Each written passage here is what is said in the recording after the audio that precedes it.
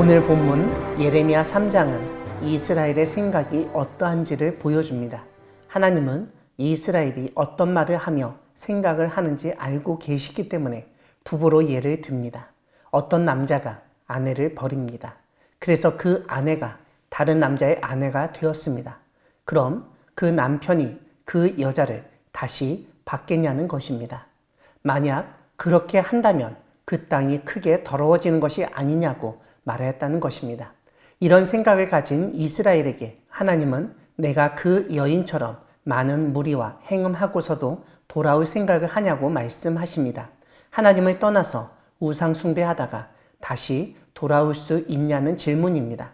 이렇게 행악을 저지르고 음란한 생활을 했던 이스라엘이 몸파는 여인의 얼굴을 가져서 수치를 알지 못한다고 지적하십니다. 그런데도 이스라엘은 하나님에게 나의 아버지, 나의 청년 시절의 보호자라고 외쳤다는 것입니다. 형편이 좋지 못하고 문제가 생길 때에만 이전에 하나님과 좋게 지낸 것을 기억하고 친밀함을 강조하였다는 뜻입니다. 그러면서 하나님에게 노여움을 한없이 계속하시겠냐고, 끝까지 품으시겠냐고 물었다는 것입니다.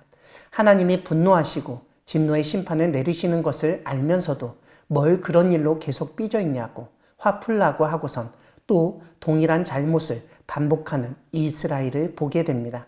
여기서 우리는 이스라엘이 계획적으로 잘못을 저지르고 자신의 욕심에 이끌려 행음을 하였음에도 불구하고 오래 참고 기다리시며 자비하신 하나님을 오히려 이용하려 하였던 것을 알 수 있습니다. 하지만 하나님은 그런 이스라엘에게 쉽게 이용당하지 않으시는 분이십니다. 하나님은 예레미야에게 배역한 이스라엘이 행한 바를 보았냐고 물으십니다. 높은 산에 오르며 모든 푸른 나무 아래로 가서 거기서 행음하였다고 말씀하십니다. 이런 일을 행한 후에 오히려 하나님께 말하기를 하나님께 돌아가겠다고 하였다는 것입니다. 그 말을 참으로 여겨 하나님이 기다렸는데 아직까지도 돌아오지 않았다는 것입니다. 그런데 이렇게 말한 이스라엘이 망한 것을 유다가 알고 있었다고 지적하십니다. 즉, 행음을 행하였을 때 그 끝이 어떤지 자기 누이를 통해서 보았으면서도 조금도 두려워하지 않고 자신의 생활을 바꾸지 않았다는 말입니다. 이런 점에서 유다의 죄가 이스라엘보다 훨씬 더 큰 것을 알 수 있습니다. 우리가 흔히 말하는 전례가 있는데도 불구하고 부지하고 무시하여 똑같은 잘못을 저질렀던 것입니다. 제대로 된 회개는 말로만 하지 않습니다. 행동으로 보여야 하는 것입니다. 이전에 했던 잘못을 반복하지 않겠다는, 다시는 그런 잘못을 하지 않겠다는 굳은 결단을 몸으로 보여주어야 하는 것입니다.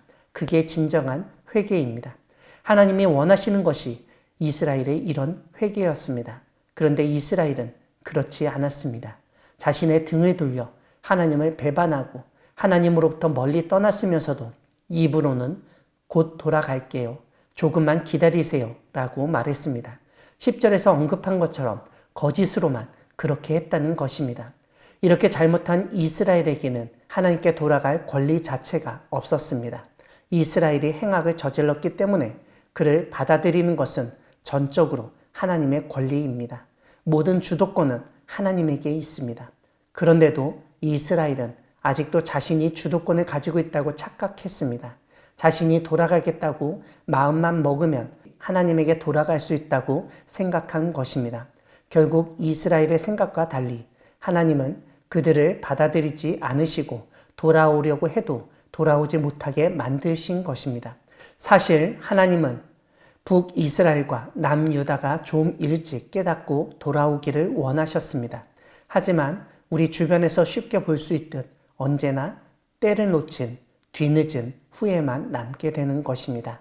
사랑하는 광야교회 성도 여러분, 하나님은 하나님을 떠난 사람에게 돌아오라고 말씀하시는 분이십니다.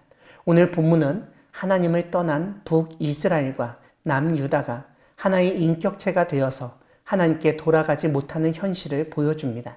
그러므로 우리는 북이스라엘과 남유다처럼 뒤늦은 후에 때를 놓친 회개를 하지 않도록 늘 조심하고 민감하게 반응해야 하겠습니다. 무엇보다 남유다가 북이스라엘의 멸망을 보고도 뉘우치지 않았던 것처럼 우리도 유다 왕국의 멸망을 알고 있음에도 불구하고 하나님은 우리를 용서해 주시겠지 하는 얄팍한 신앙을 가지고 살아가면 안 됩니다. 북이스라엘, 남유다 모두 하나님이 선택한 민족이고 나라였는데 망하였습니다.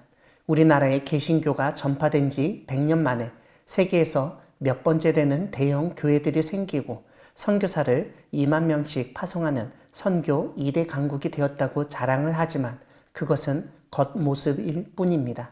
하나님을 떠나거나 하나님을 섬긴다 하면서 오히려 우상을 숭배하고 황금 만능주의에 빠져 있다면 그보다 더 큰 행움은 없을 것입니다.